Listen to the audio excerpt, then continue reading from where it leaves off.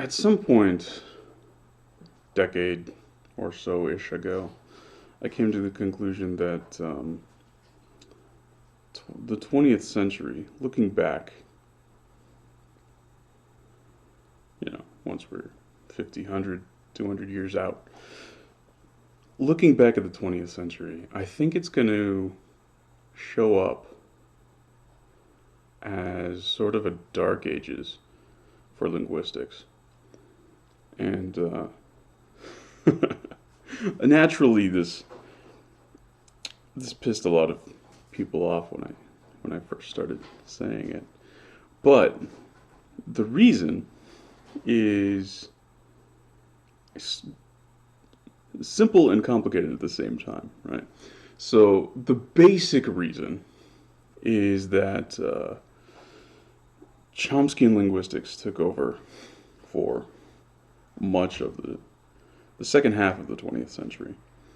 And one of its objectives was to attempt to eradicate the earlier incarnations of linguistics from the record. And to a degree, it succeeded.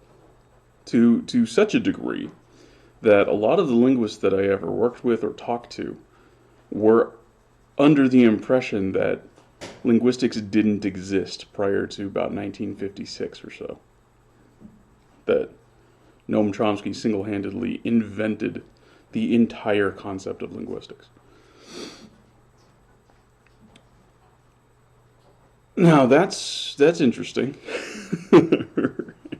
So you have a group of professionals, a not insignificant group of professionals doing this work that deny that anything came before their particular sect.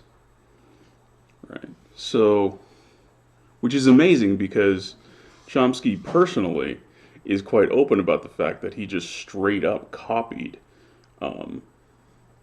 Indian linguistics ideas from several thousand years ago.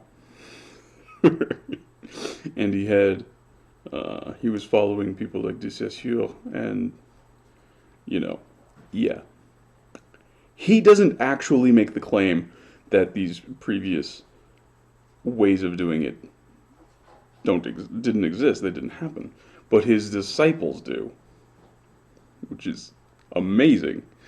And then add on to this the way that information was stored predominantly throughout the latter half of the 20th century on computers, particularly since you have a lot of this work being done at MIT, and then it's spreading to other institutions which are sort of copying MIT's methodologies.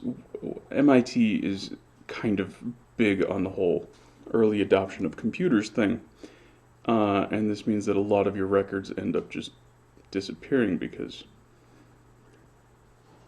the formatting that worked on this old computer doesn't work on this newer computer, and then by the time you move it over, well, you have to move it over again because now we're on a new standard, and this throughout the second half of the 20th century, this is how it was.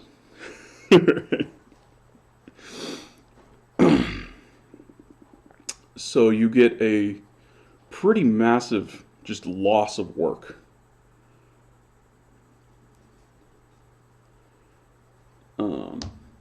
Yeah, and then another thing is the work that is preserved by these people in particular, but also like by about the mid-60s or so,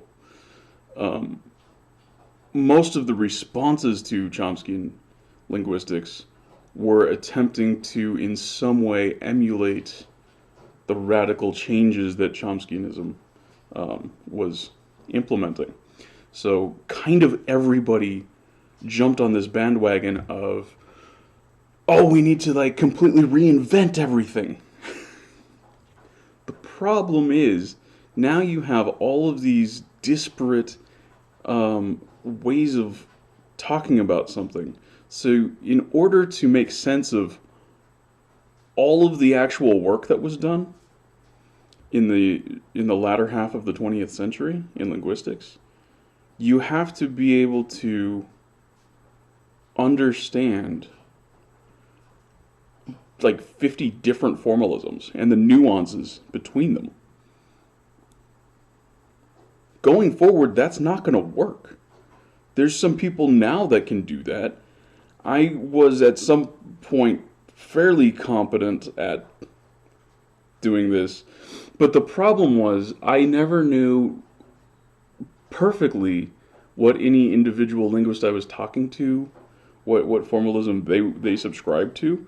So I would use terminology that would be pretty generic across a whole bunch of different ones, and they wouldn't understand it because they were in one of these weird ones for that terminology, but then for other things, and it was just a mess. It's bizarrely difficult to talk to a linguist about linguistics, even now, because of this problem, right? Because 27 different people discovered the same thing at roughly the same time and never talked to each other, so they all named it something different. And in each of those other traditions, the name used in one of them was used for something else in so you get this one term that ends up having 14 different meanings. So you can't hold a conversation. You can't actually talk about anything. And it'll, like a paper written in one formalism will look like it's complete garbage to somebody who's trained exclusively in another formalism. It's garbage. And by the time you get out a few generations, it's going to be impossible to look back. This is going to be a dark age. Even things as simple as terms like gapping. You think that couldn't be possibly that complicated? It's amazingly complicated. Or things like, what is the word that they use for that? Shit. Well, even a word like syntax has an amazingly diverse number of interpretations, right? Just a term like syntax. You'd think it'd be pretty straightforward, but nope. It's amazingly complicated.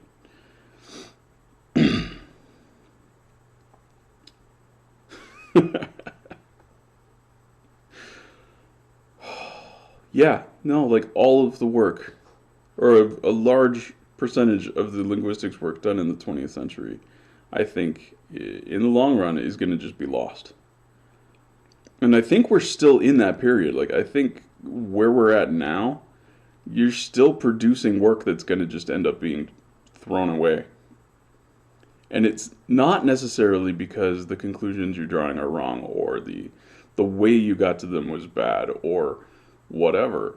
It's just that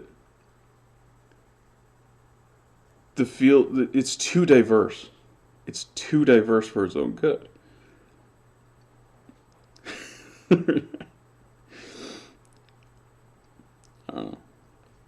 But even saying this pisses people off. I'm like, no, and then if you get somebody who's willing to like think about this for a minute and sort of like acknowledge that there's a point here, they'll be like, oh yeah, but in a few years everybody will come around to my way of doing it.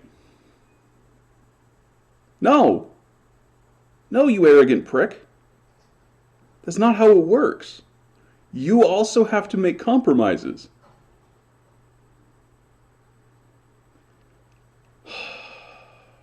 Yeah, so it's going to perpetuate, and it's going to continue for a while. And I think there's going to be a point in the future where like historians of science are going to look back at it and be like, what the fuck were they doing? This is insanity.